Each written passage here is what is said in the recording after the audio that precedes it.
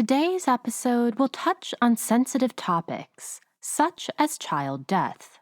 So if you are sensitive to this content, please listen at your own discretion. What is art without the muse? Many of Western art's most famous works are depictions of women. But who were these women? Do they have their own stories to share with the world? Hello and welcome to ArtMuse, a podcast that aims to reshape the ways in which we interpret well-known works of art by paying dues to the women whose images have been immortalized, but whose names and stories have been wrongfully overlooked. While these women's faces are familiar to viewers around the world, their identities have been largely forgotten. Together we will explore the important lives and legacy of the female muse and appreciate these works of art from a new perspective, through the eyes of the women whose image stares back at us. Is the muse in actuality just as, if not more, important than the artists themselves? And I'm your host, Grace Anna. For listening purposes, I want to clarify before I begin that in this episode, artist James McNeill Whistler will be referred to by his first name, James. James's father, George Whistler, will be referred to as Whistler. This decision was made to honor how Anna McNeill Whistler herself would have referred to her husband and son, respectively. The only time James McNeill Whistler will be referred to as Whistler is in the title of his most famous work, Whistler's Mother. Whistler's Mother is one of the most recognizable images in the world. If you are like me, you may have first come across Whistler's masterpiece in the Mr. Bean movie, a humor-filled fictional film in which Mr. Bean accidentally damages Whistler's mother and replaces it with a reproduction.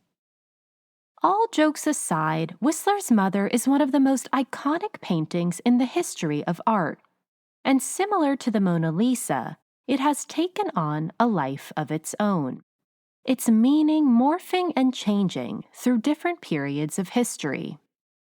Its malleable meaning is due in part to its mystique, leaving the viewer with endless questions. Is James Whistler's portrayal of his mother sympathetic or critical? Is the painting's sentiment warm or cold? And is Whistler's mother an intimate portrait of an individual, or is she symbolic, a monument to motherhood? As Whistler's mother sits there with her hands crossed and gaze distant, she seems to safeguard the secrets of her portrait with her quiet but defiant reserve.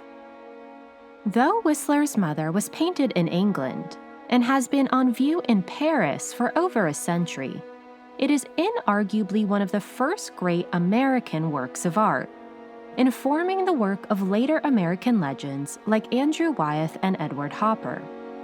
And more than this, it has carved its way into the American consciousness, acting almost as a relic of America's Puritan roots. Depending on our perception of America's past, Whistler's Mother can elicit feelings of both nostalgia and resentment, as the painting makes us reflect upon our own complex relationship with America's beginnings. On a more universal scale, Whistler's Mother has become an important symbol of motherhood. Though she is Whistler's mother, she feels like a mother to us all, a familiar and all-knowing presence that brings a comfort only a mother could provide. We can almost hear the whistle of a tea kettle ringing in the background and smell the fresh scent of cookies from the oven, ready to be served. While Whistler's Mother has continued to captivate the imagination of viewers through the centuries, the name and story of Whistler's real mother has been wrongfully overlooked. Who was Whistler's mother? And how would she have liked to be remembered? Today, I share with you the story of Anna McNeill Whistler, not only the mother of James McNeill Whistler, but also his artistic manager and agent. One may judge from her portrait that Anna was a stern and restrained woman who lived a simple life, but doing so would be a great injustice, for Anna was far from an ordinary woman who lived a far from simple life. Though born in the South, Anna spent her adolescence in Brooklyn, witnessing its maturation from farmland to the beginnings of the city we know today. She married an innovative railroad engineer who was so impressive that the Tsar of Russia hired him to build a railway in St. Petersburg, where Anna joined him with their young children. When her husband died of cholera, Anna showed immense resilience and moved back to America as a widowed mother. Never staying in one place for too long, she eventually moved to England to evade the Civil War, where she lived out the rest of her life. In her lifetime, Anna crossed the Atlantic Ocean a staggering 11 times, testament not only to her itinerant lifestyle, but also to her adventurous spirit. And of course, Anna was a mother. If we look at her children alone, Anna not only raised one of the greatest artists of our time, but her other son became a well-respected physician, and her stepdaughter an acclaimed pianist.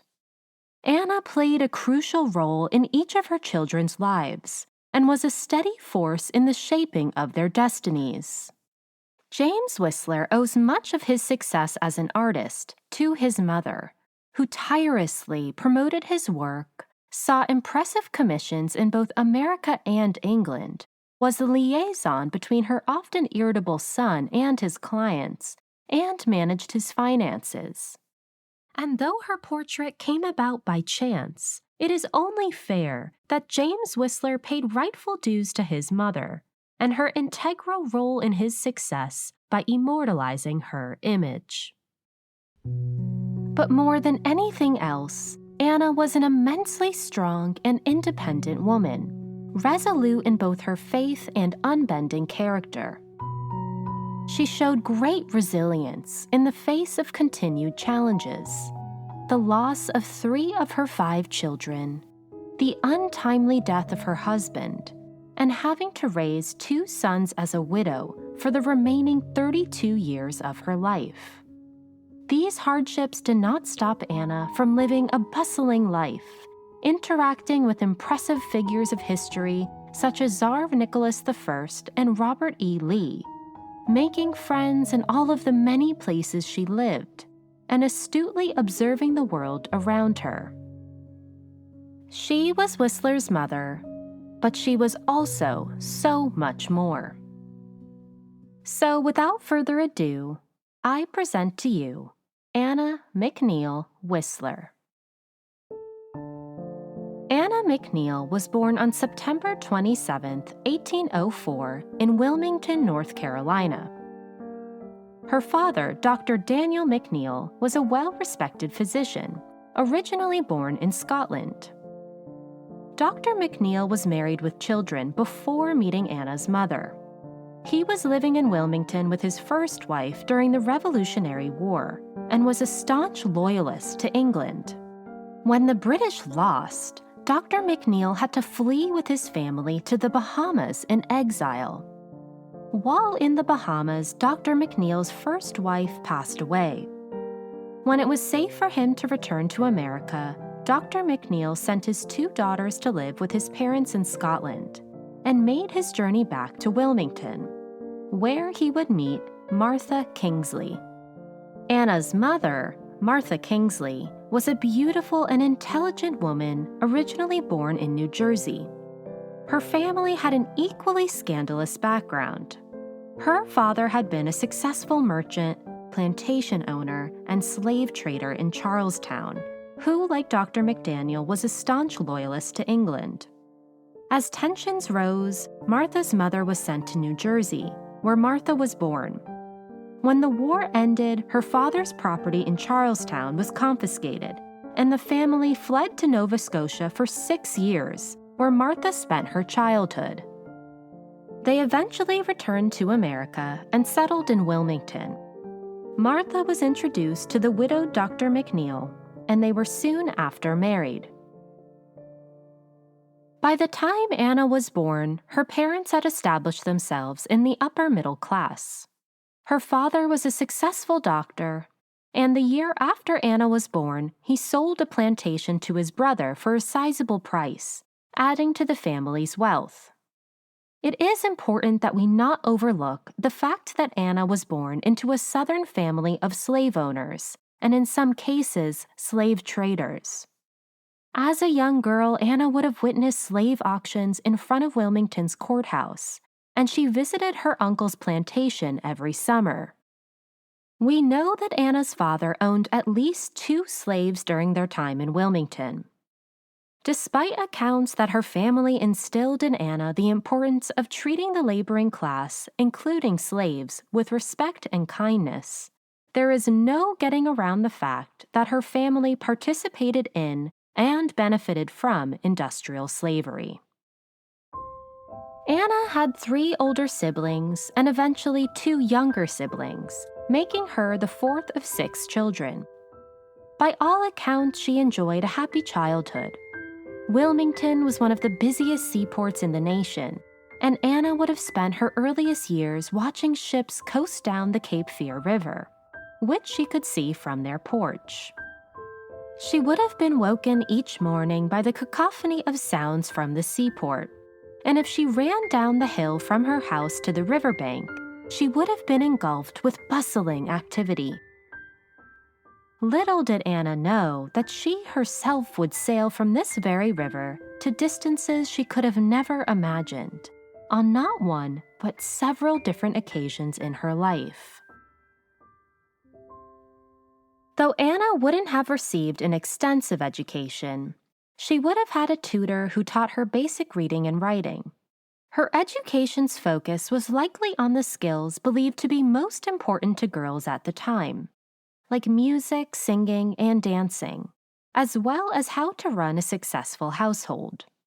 She would have also received a religious education, and the important role of women as society's missionaries would have been impressed upon her at an early age. One of the benefits of these lessons was the emphasis on Anna's ability to read religious texts and write in good penmanship, 2 skills that served her for the rest of her life, as Anna was not only an avid reader, but always wrote long letters to family and friends. In 1814, when Anna was 10 years old, her family moved from Wilmington to Brooklyn, New York. By some accounts, Anna's father moved their family up north because he could no longer stand the brutality of slavery. But this is very unlikely the reason for their relocation. As per surviving records, Anna's father still owned slaves at the time that they moved to Brooklyn, and we know that he sold 2 slaves in 1817, a few years after their move.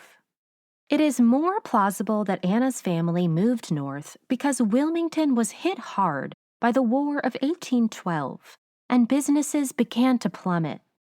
The family likely chose Brooklyn because Anna's maternal grandmother and aunt both lived in New York.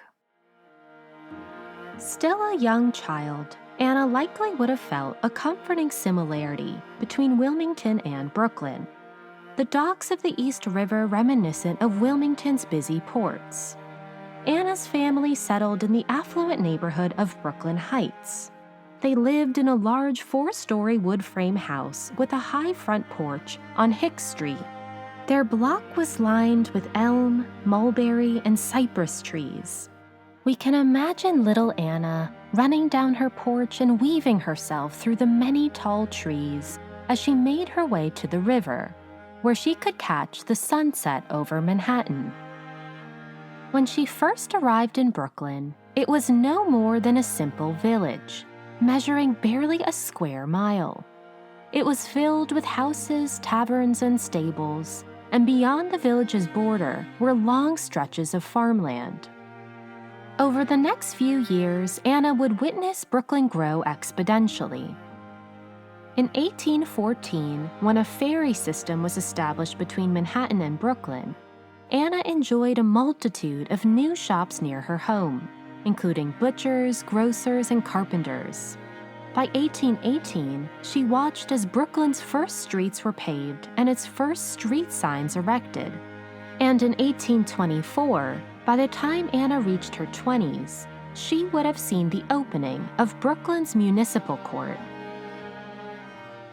Anna likely continued her education in Brooklyn, learning basic mathematics and science.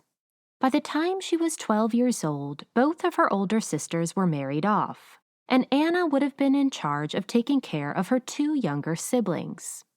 Anna proved to be a responsible and attentive older sister. She may have even taken her younger siblings in 1820 to see a 70-foot whale carcass that had washed up along Brooklyn's shores. She had an especially close bond with her younger sister Kate, who she remained close with for the rest of her life. Anna grew to be an intelligent and vivacious young lady, with a wide circuit of friends. But all the friends in the world could not prepare Anna for the whirlwind of falling in love. When Anna's older brother William was sent to West Point Academy, he would bring his friends back to Brooklyn with him on breaks. One of his friends was a young man named George Washington Whistler. Whistler was enrolled as a cadet at West Point, notorious for his pranks and mischievous behavior. When Anna spotted the dark, curly-haired Whistler walking through the front door of their Brooklyn home, she was immediately swept off her feet. She knew she had found the man that she wanted to spend her life with. But there was one major problem getting in the way of making Anna's fantasy a reality. Whistler was in love with somebody else. And to make matters worse, in 1821, when Anna was 16 years old, Whistler eloped with his love and got married.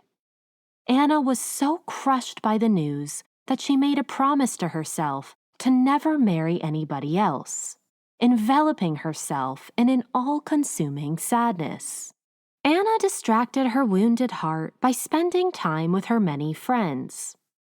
But her heart would once again break when a few years later Anna's father, Dr. McNeill, passed away in 1828. Anna was only 24 years old when she lost her father. She would not only say goodbye to her father, but also to Brooklyn, where she had spent the last 13 years. After her father's death, Anna moved with her mother and siblings to Baltimore, where her brother was working as a topographical engineer. And as fate would have it, Anna's father was not the only recent death in her immediate circle. But George Whistler's first wife had also recently died of typhoid, leaving behind a widowed Whistler with his 3 young children. Whistler became a frequent guest at Anna's house, turning to her brother for comfort as he grieved his late wife. Anna could not believe that she was once again face to face with her first and only great love. Whistler must have noticed that Anna had matured into a beautiful young woman, with golden brown hair and dreamy gray eyes. Anna soon warmed her way to Whistler's affection, and the two grew close. As legend goes, Whistler's first wife told him on her deathbed that if he were to ever marry again, it should be with Anna McNeill, who she knew as a family friend. While likely untrue, Anna was slowly but surely carving her way into Whistler's heart. But Anna soon realized that Whistler was too devastated over the loss of his wife to pursue the serious relationship she so greatly desired. Feeling increasingly impatient, Anna arranged her first trip abroad to visit her half-sisters in England. In October of 1829, Anna embarked on her first of the 11 trips she would take across the Atlantic in her lifetime.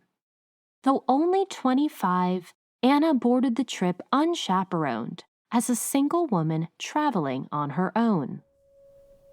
How did Anna feel as she set sail for lands unknown, completely on her own?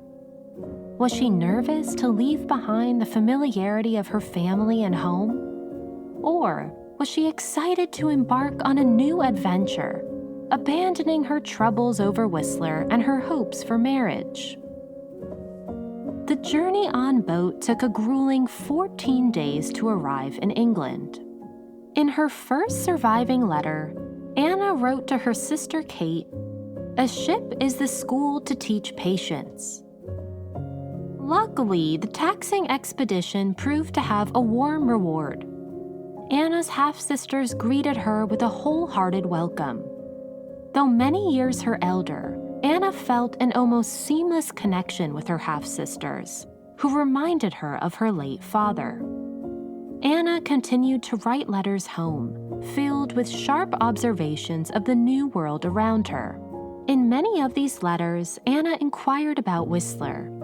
She was hoping that absence would make the heart grow fonder, but was disappointed to receive few letters from Whistler himself, who was preoccupied with work and his children. It must have taken Anna a great amount of faith and resilience to navigate her feelings from Whistler from afar, with so few certainties and assurances. But it seems that Anna's time away worked in her advantage. When Anna returned from England, Whistler, overwhelmed by his life as a widowed parent, was finally ready to settle down. And who better a partner than Anna, who had set her heart on Whistler since she was 16 years old. Anna was caring, had a good sense of humor, and was ready to accept Whistler and his children with open arms. And so, on November 3rd, 1831, Anna married George Whistler. Though she was 16 years old when she first fell in love with him, Anna's dream had finally come true at the age of 27. The ceremony took place in Anna's brother's home on Bond Street in Manhattan. How did Anna feel as she exchanged vows with the man she had waited for over a decade to marry? Was she pinching herself that her fantasy had finally turned into a reality, despite all odds?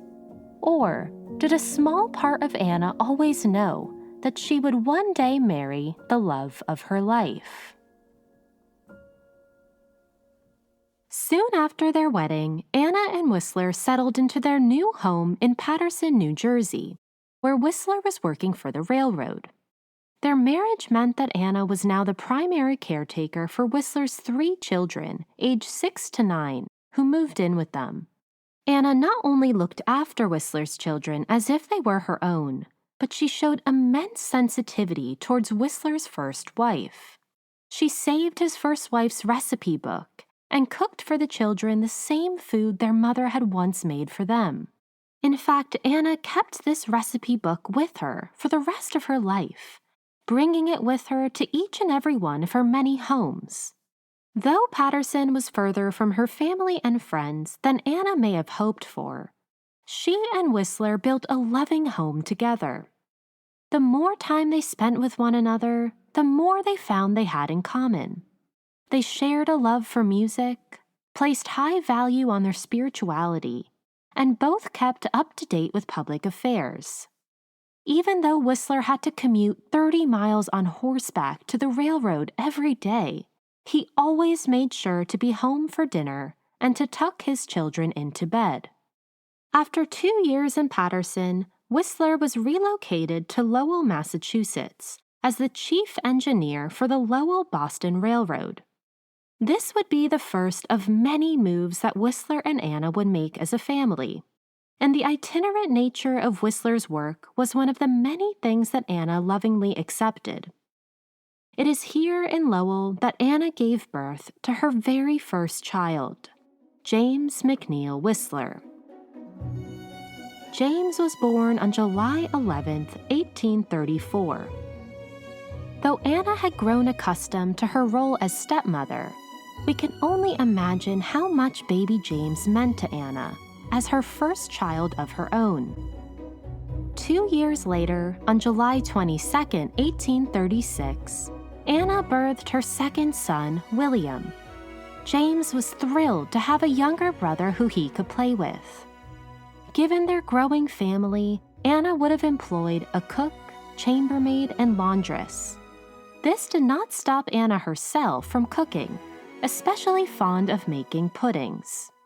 She also employed a gardener, as Anna had a keen interest in flowers and vegetation. She would have been in charge of the household and directed each employee in their tasks. Anna was known to be particularly caring to her household staff, often remarking, "The law of kindness holds its gentle sway." When Whistler completed the railroad, the family once again packed up and moved, spending a few years in Stonington, Connecticut, and then later in Springfield, Massachusetts. Anna gave birth to her third son, Kirk, and her fourth son, Charles, in 1840 and 1841, respectively.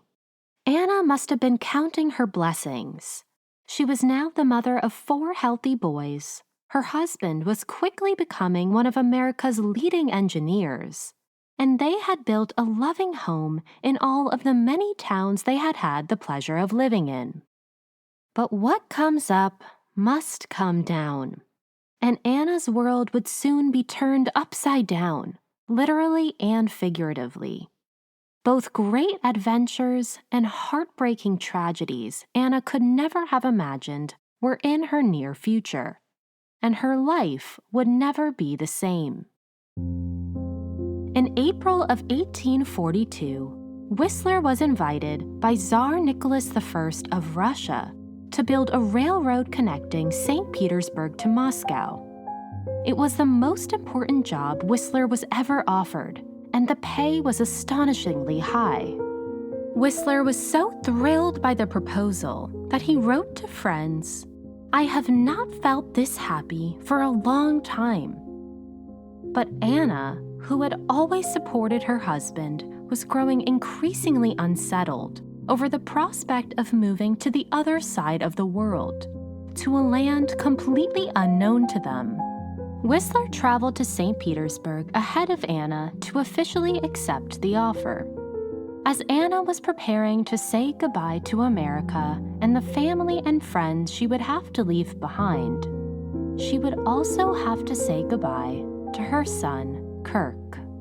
In the midst of the moving frenzy, and without her husband by her side, Kirk contracted scarlet fever and died less than a week later, right before Anna's eyes.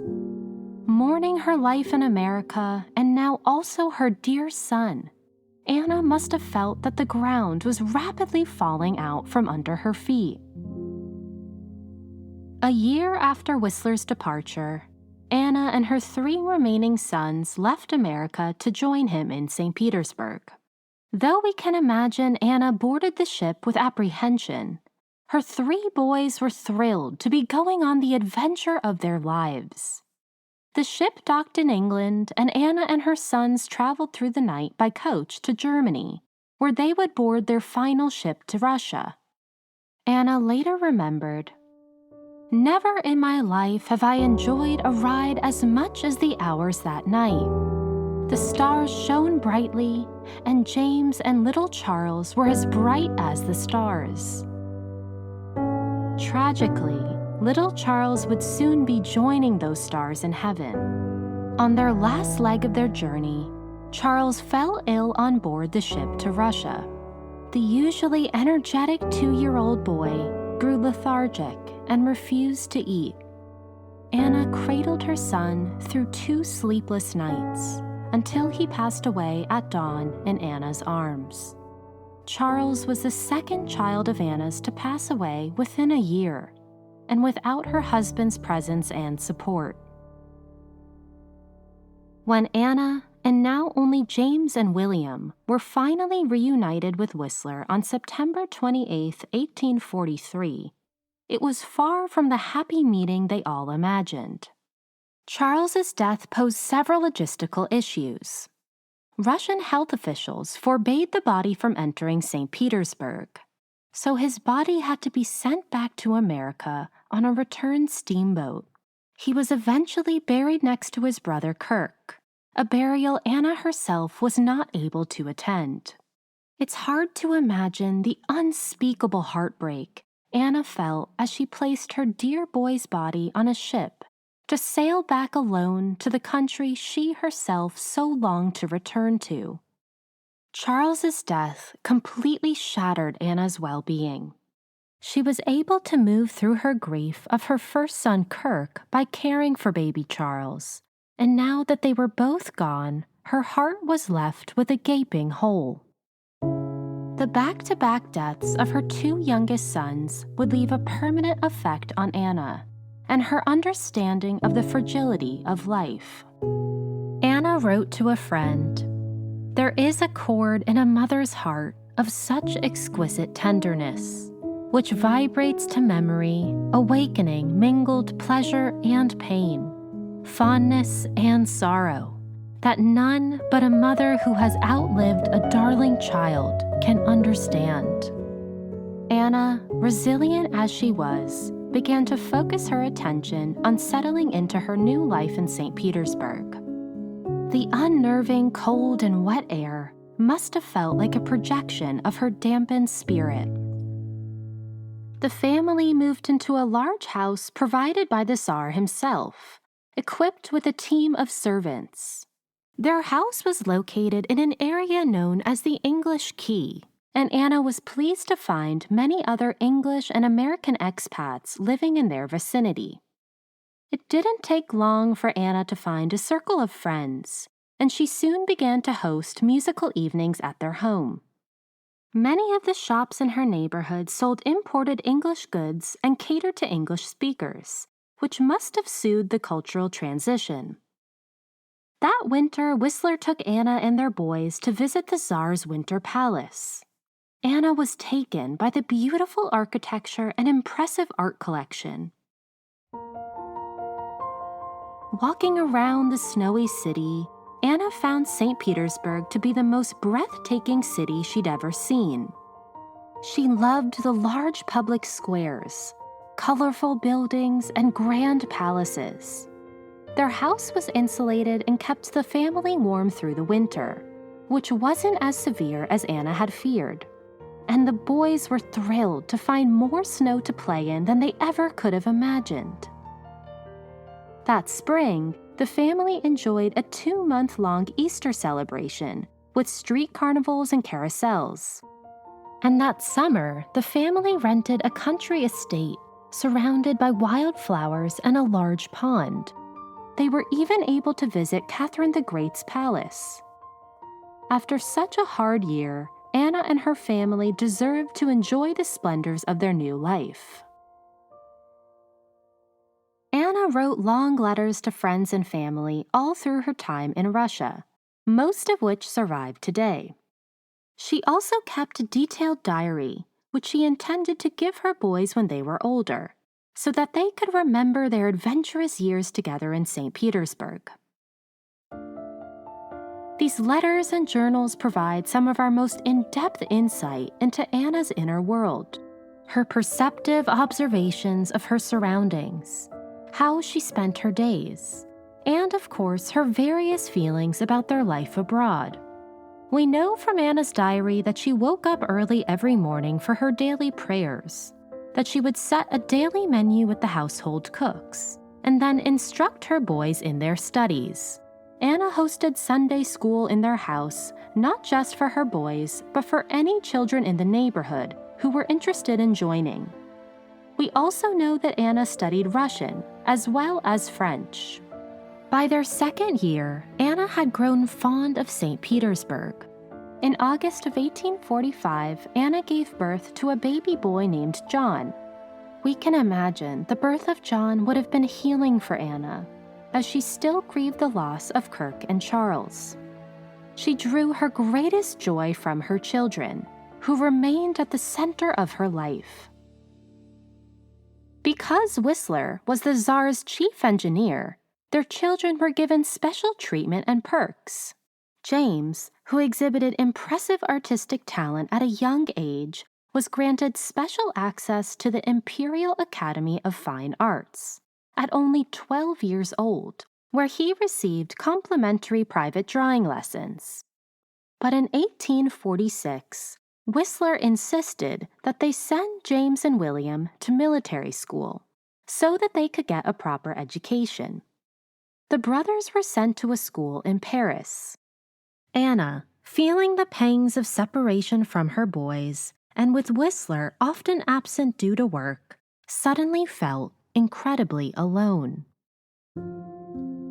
Her only companion was her newborn John, who provided Anna with unconditional love and a sense of purpose. Tragically, that mid-October, her baby John died of an infection. Yet another devastating blow. With her elder sons away, and her newborn now unfairly ripped from her arms, Anna was near inconsolable. John would be the third of Anna's children to die, and the last child she would ever birth. Out of concern for Anna's well-being, as well as James's poor health, Whistler decided to withdraw James and William from military school and bring them back to St. Petersburg. Anna was thrilled to have her two boys back, their laughter and exuberant energy once again filling their home. But the Russia they returned to was changing at a rapid pace, and Anna began to notice an influx of economic inequality and the growing shadow of the oppressive Russian state. There was an increase in censorship. Russian newspapers were biased and filled with propaganda, and letters in and out of the country were opened and examined. If the concerning political situation wasn't enough, a deadly influenza also went rampant in 1847. Not willing to risk the health of her two surviving sons, Anna decided to leave St. Petersburg for England until things blew over. Anna, James, and William spent the next few months on the English coast. James passed these months making drawings of the English cliffs and declared to Anna his desire to be an artist. Their timing in England was fortuitous, for Anna's stepdaughter, Deborah, had just met an Englishman and was wed in London, a wedding Anna was thrilled to be able to attend. But when Anna got word that her husband's health was declining, she immediately planned her return. Because James's health was also fragile, she decided to leave him in England with her stepdaughter, while she and William traveled back to Russia. Upon her return, Anna learned that Whistler had contracted both influenza and cholera, and was suffering their lingering effects. Perhaps even more damaging was Whistler's over-demanding work schedule, which left him malnourished, exhausted, and in a constant state of high stress. Anna tried to help her husband by mailing his letters and copying documents on his behalf, but the Tsar's unrealistic expectations depleted Whistler almost entirely. Even in the most trying of times, Anna was a present and committed mother, exchanging up to 15 letters with James in a matter of weeks to ease his concern for his father. But despite all of Anna's efforts to revive her husband, caring for him day and night, Whistler's health only worsened. On April 7, 1849, George Whistler died of heart failure, the result of being so overworked and the unshakable effects of cholera and influenza. Anna was by Whistler's side until the moment he took his last breath. On his deathbed, he promised Anna that they'd meet again in heaven. Her last words to him were, "We have but one heart and mind." Anna had lost the love of her life, her husband of 18 years, but the apple of her eye for far longer. The man she had followed across the world, her sturdy rock that had gotten her through the hardest of heartbreaks. She was thrust into unimaginable emotional pain, and for the first time in her life, her belief in God was shaken to its core. At just 45 years old, Anna had become a widow, and would remain a widow for the rest of her life. Anna was so distraught that she remained in bed for weeks, too weak to leave the confines of her room. But after a period of mourning, Anna was able to slowly regain her strength. She trusted that every misfortune in life was also an opportunity for self-growth. Anna wanted to rise to the occasion, for her children and also in honor of her husband's legacy. Though the Tsar offered Anna the option of remaining in Russia, without Whistler there was little reason to do so. Anna longed more than anything for the comfort of her friends and family back home. She had Whistler's body sent to New York and prepared for her move back to America.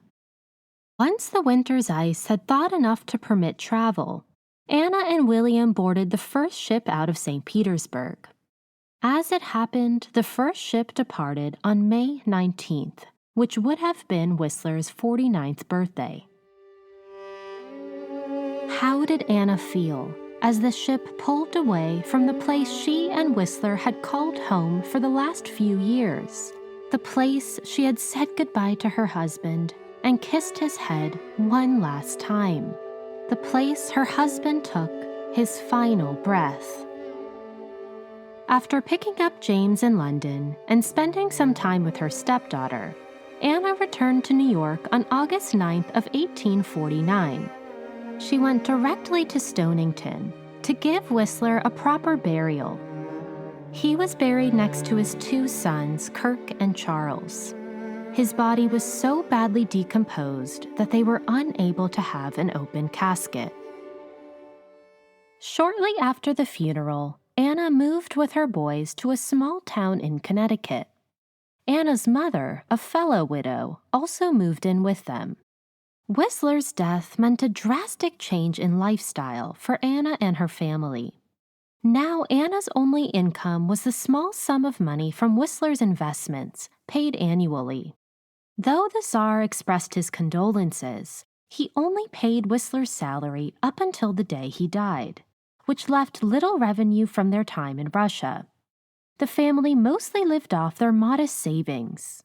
The boys, once treated like princes, were now expected to help with household chores. Anna and her mother handled the cleaning and cooking. While many women would have despaired over their close to impoverished standing, Anna turned lemons into lemonade, enjoying the simple pleasures like growing her own flower garden. Anna's mother became her best friend, not just in helping her run their household, but by comforting her grieving heart. They spent 3 years living together in peace and comfort, until Anna's mother suddenly showed signs of a sharp physical decline. She passed away on April 7, 1852, 3 years to the day since Whistler's passing. Anna's husband and mother now shared the same day of death. Without her mother's aid, Anna's primary focus became finding her sons a proper career path. Concerned that James could not support himself as an artist, Anna decided to send him to West Point Academy to follow in his father's footsteps. To secure William's future, Anna helped him apply to Columbia University, which he was admitted to. It didn't take long for Anna to receive complaints of James misbehaving and failing at his studies. He miraculously made it through his first year, largely due to his mother's continued emotional support.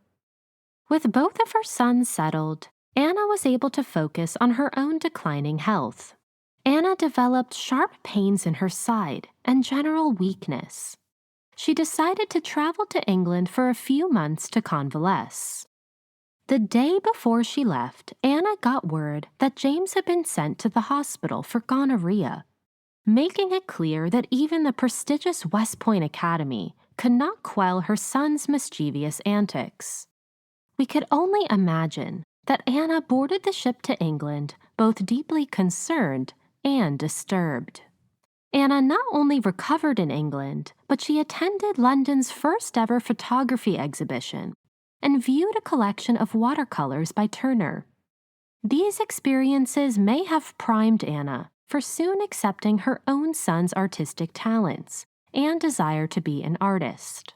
For when Anna arrived back in America, both of her sons' lives were in a state of upheaval. William had dropped out of Columbia and become a mechanic for the Baltimore Railroad, a job that got him both addicted to tobacco and hardened his personality. And unsurprisingly, James was dismissed from West Point Academy just after the start of his second year. When James turned 21, he inherited his portion of his father's inheritance and decided to move to Paris to study painting. Anna was taken aback by his rash decision and worried that her son would be so far away. Ultimately, Anna accepted his decision, honoring her son's autonomy. It would take Anna some time to adjust, but she eventually became her son's biggest advocate and played an integral part in the start of his career. She took a genuine interest in James's art and began encouraging her friends to commission works. She requested that James send her prints of his etchings so that she could give them proper inventory numbers. And when James received a positive response for his first painting shown at the Royal Academy in England, Anna encouraged James to stay in London and work on building an English clientele. With James abroad, Anna could focus on getting William back on track. She convinced him to return to school, and he eventually studied medicine at the University of Pennsylvania to become a doctor. If Anna couldn't be proud enough, she was even more thrilled when William got married in 1860 to a woman Anna not only approved of, but genuinely adored. She may have had a bohemian artist as one son, but her other son had finally secured himself a stable future. But 1860 would not only bring the happy union of William and his wife, it was also the start of one of the most significant conflicts in the history of America, the Civil War. The Civil War would prove to be one of the most difficult periods of Anna's life. She felt torn over her conflicting allegiances. On the one hand, she was a Southern-born woman, with a history of slaveholding on both her father and mother's side. Her uncle had owned a plantation, and she had several surviving family members still living in Confederate states. On the other hand, Anna moved north as early as 10 years old and did not have significant contact with slaves. And more than this, her northern-born late husband was not only a strong patriot, but also a Whig member, and would have almost certainly supported fellow Whig member Abraham Lincoln.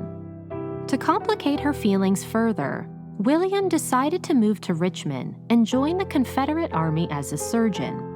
James alternatively voiced his support of the Union from England. Anna's own views were likely more complicated. As a white Southern-born woman from the early 19th century, she would have inevitably been raised to believe in Black inferiority. At the same time, Anna was a firm believer in treating people with kindness and fairness.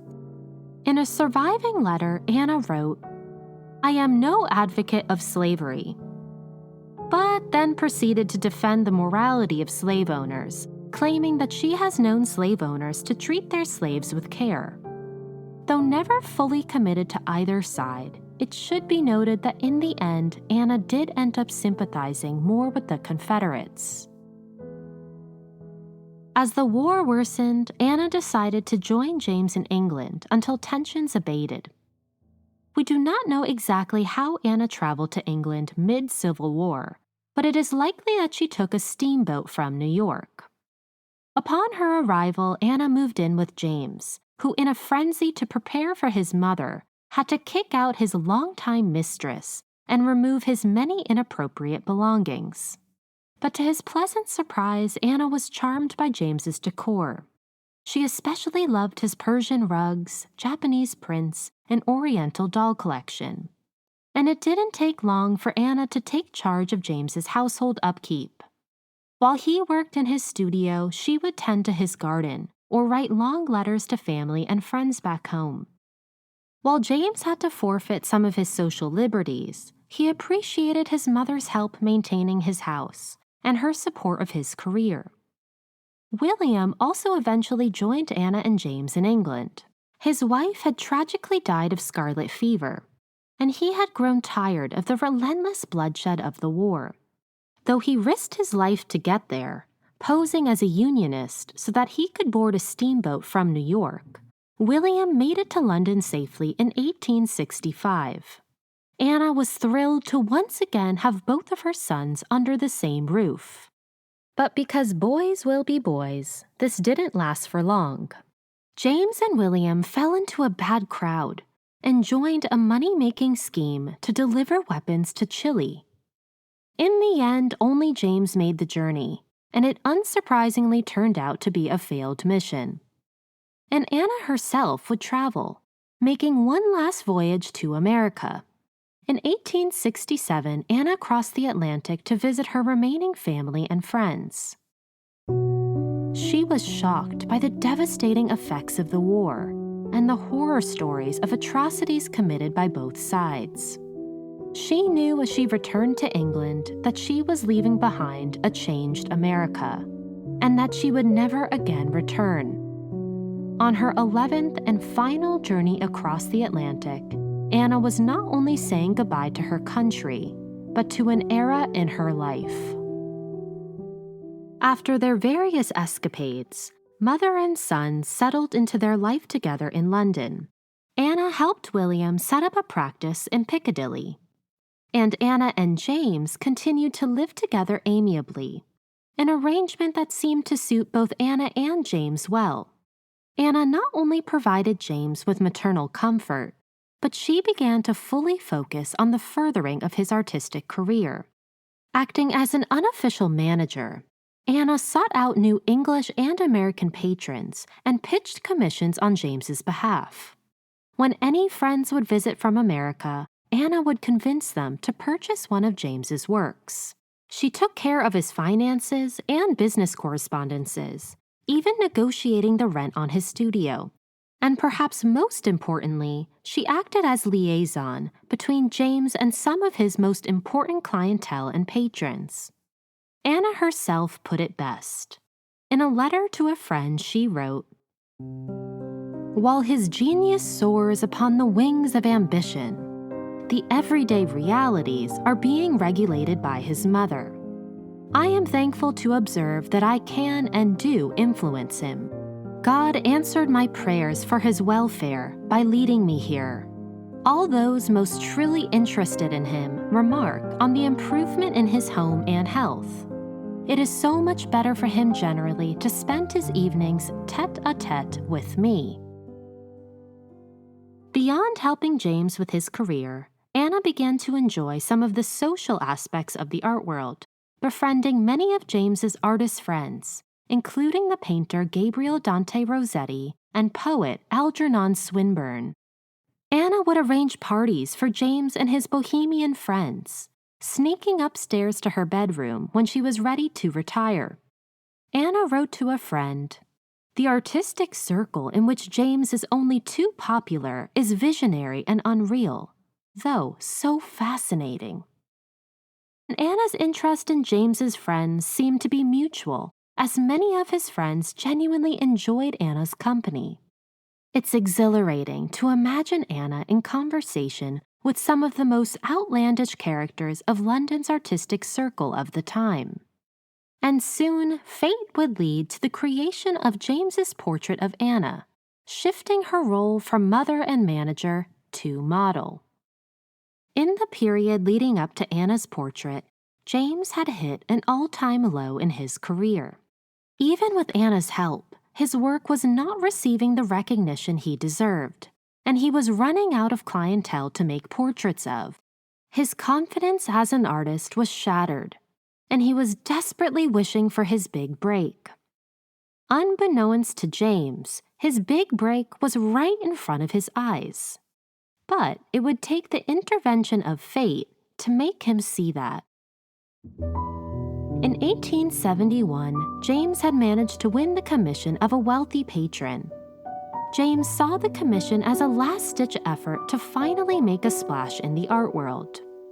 Notorious for being irritable during his painting sessions, James must have scared off his much-needed client, for she stopped showing up for her appointments. Realizing he had lost his model, James fell into a state of despair. Anna, who rarely entered James's studio, since the last time she did she found their parlor maid posing in the nude, must have made an exception to soothe her son's distress. As Anna once wrote to a friend, "All sons, I believe, come to their mother in difficulties to ask help and find comfort." But it was more than comfort that Anna provided. It seemed that her visit to the studio had sparked a surge of artistic inspiration, and she was surprised when the next morning an excited James declared, "Mother, I want you to stand for me. It's what I have long intended and desired to do, to take your portrait." And so began James Whistler's portrait of his mother. Had his model arrived that fateful day, Anna's portrait may have never existed, and the world would be short a masterpiece. We know from Anna's letters and original sketches by James that Anna's portrait was originally intended to be of her standing. At 67 years old, Anna was no spring chicken, and while she tried her best to stand for her hours-long modeling sessions without complaint, she eventually requested that she be seated. As Anna documented in a letter, "I stood bravely 2 or 3 days whenever he was in the mood for studying me, and I was so interested, stood as a statue, but realized it was too great an effort." And so James painted a seated Anna with her footstool for her feet to rest. He captured her in the same black dress she wore every day since her husband's death many years ago.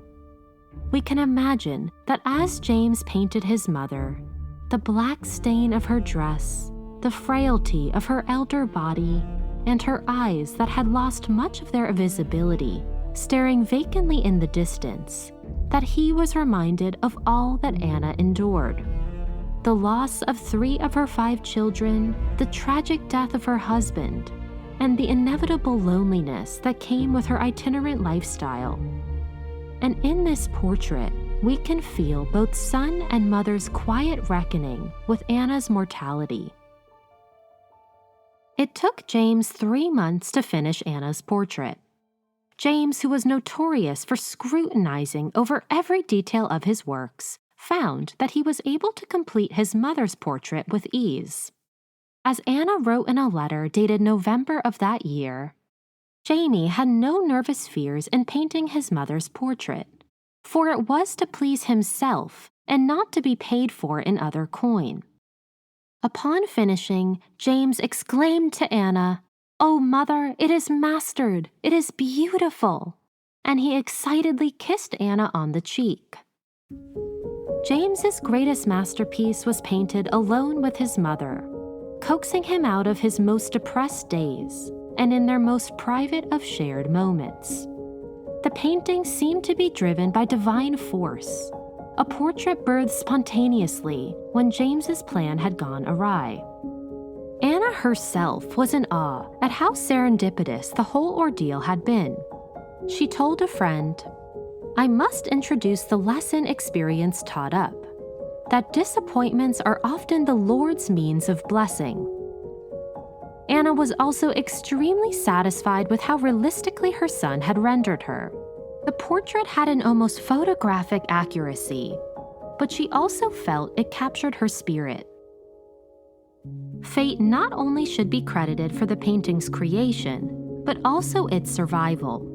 Shortly after James finished the painting, he brought the painting with him to his most prestigious patron, Mr. Leyland.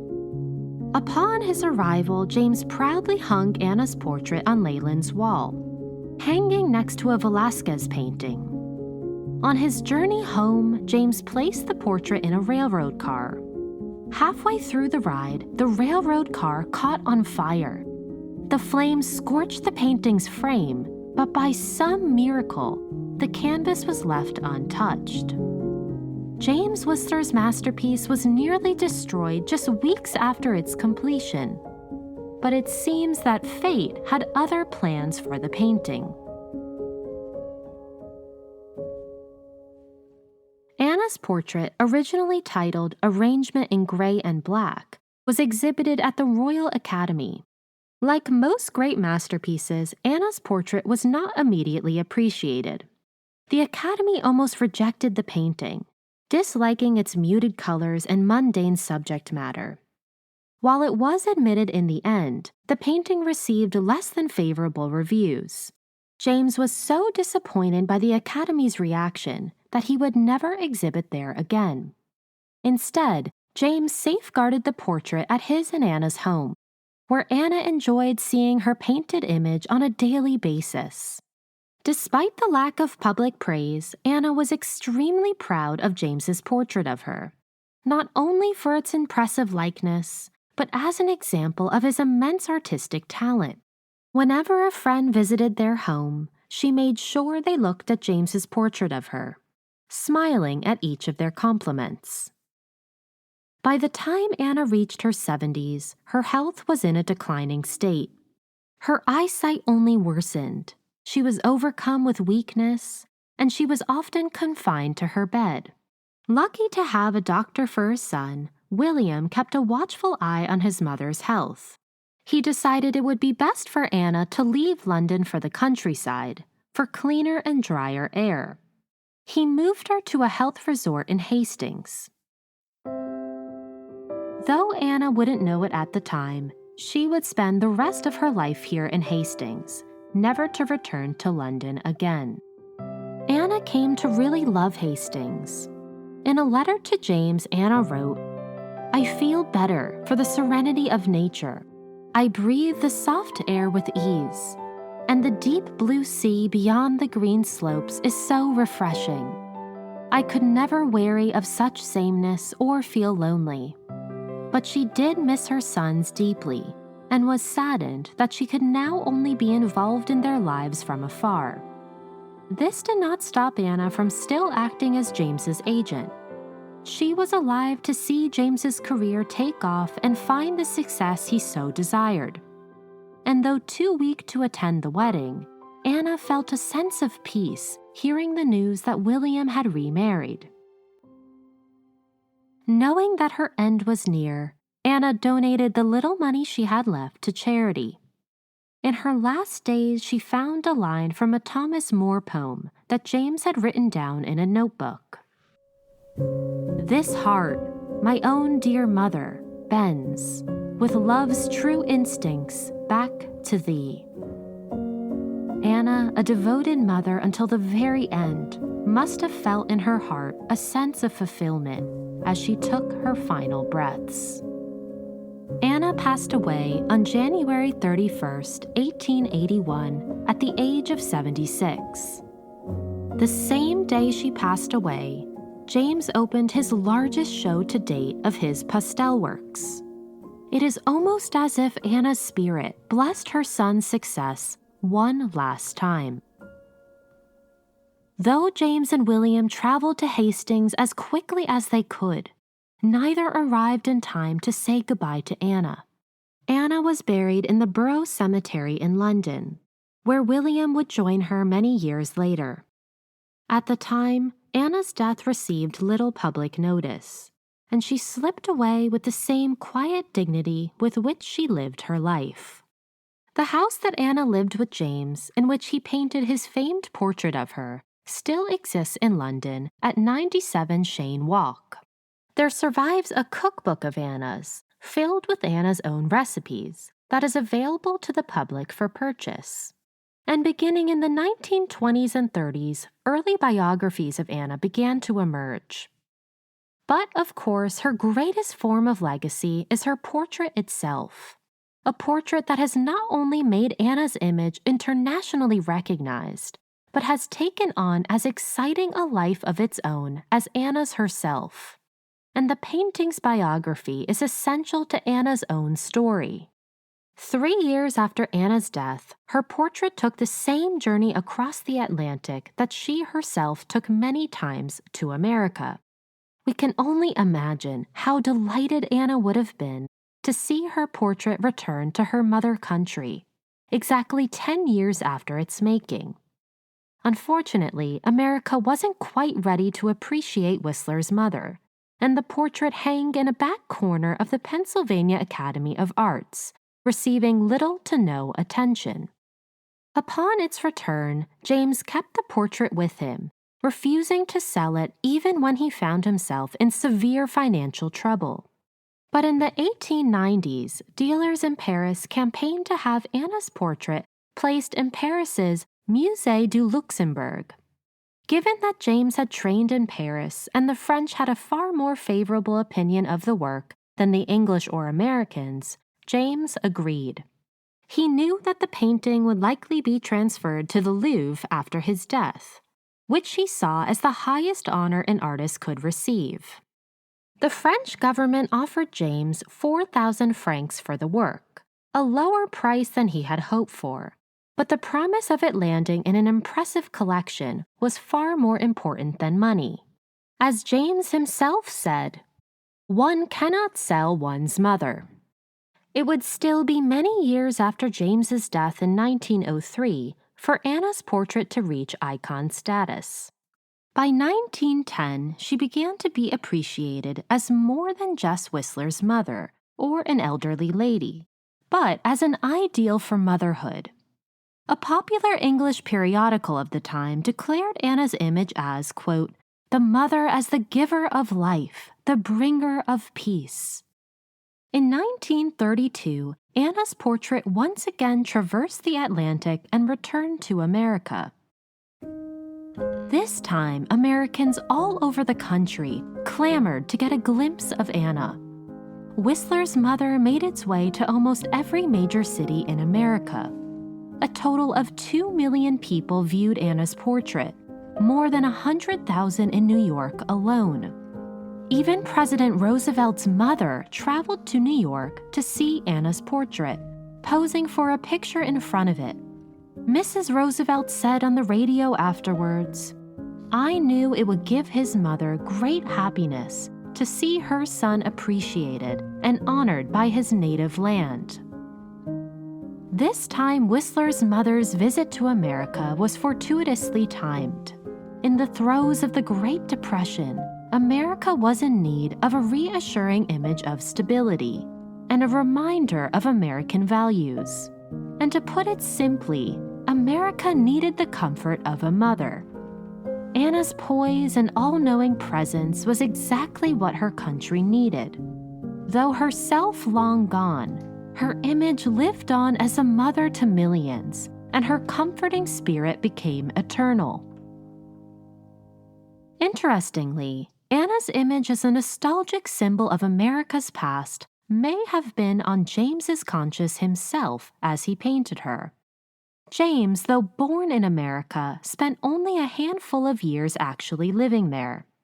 Anna was James's only remaining connection to the country of his birth. As James painted his mother, he was also painting his motherland, and she may have become in his mind a symbol of both his own patriotism as well as his displacement. She is present yet still feels distant, known yet still mysterious, sentiments we can imagine James felt about America herself.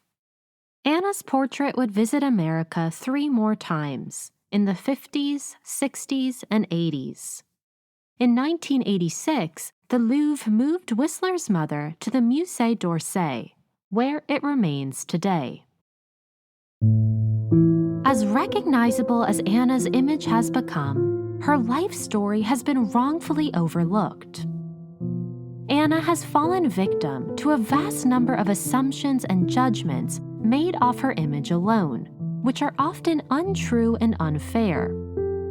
She is assumed to be stern and rigid, and yet we know at the time her portrait was made, she had befriended many of James's bohemian artist friends and notorious drunks. She is misjudged as unfriendly, but her unsmiling mouth was likely because Anna wore dentures at the time and was self-conscious about her teeth. In the few surviving photographs, we see Anna's warm smile, and twinkling eyes, and she is misunderstood as simple or even boring. But Anna lived an adventure-filled life, living in more places than can be counted on two hands. So the next time you look at Whistler's mother, think of Anna McNeill Whistler, of her adolescence in Brooklyn, witness to its first streets being paved, of her first love, George Washington Whistler, who she set eyes on at 16 and finally married at the age of 27, of the 3 of her 5 children that tragically passed away, of her time spent in St. Petersburg and the untimely death of her husband, of Anna's continued commitment to her 2 boys, James and William, of her relocation to England during the Civil War, and of her role as not only James Whistler's famed model, but his artistic agent and manager, who can be credited for jump-starting his career. Of course, Anna's ties to slavery should not be ignored in our consideration of her legacy. If we view her portrait as a symbol of America's foundation, we are not only reminded of America's resilience, but also of its darkness. The gray color palette, a subtle but eerie reminder of America's dark roots entrenched with slavery. Slavery that Anna herself bore witness to, benefited off of, and was complicit in, even though she herself never owned slaves. Anna's personal legacy is just as complex as America's herself, and should be viewed in its entirety. James Whistler once said of Anna's portrait, "To me, it is interesting as a picture of my mother, but what can or ought the public care about the identity of the portrait?" Well, today we hope to prove Whistler wrong. We do care, and in fact, without an understanding of Anna and the immense life she lived, how can we fully appreciate the magnitude of her portrait? She was Whistler's mother, but she was also Anna McNeill, and today we honor her as the brave, resilient, forward-thinking woman she was.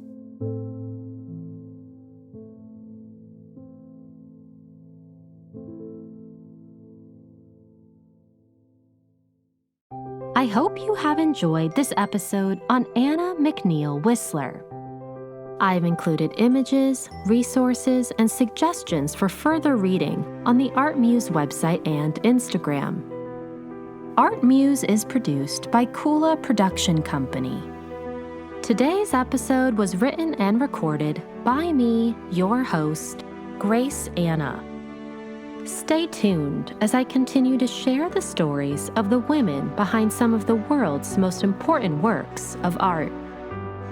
Until next time, bye for now.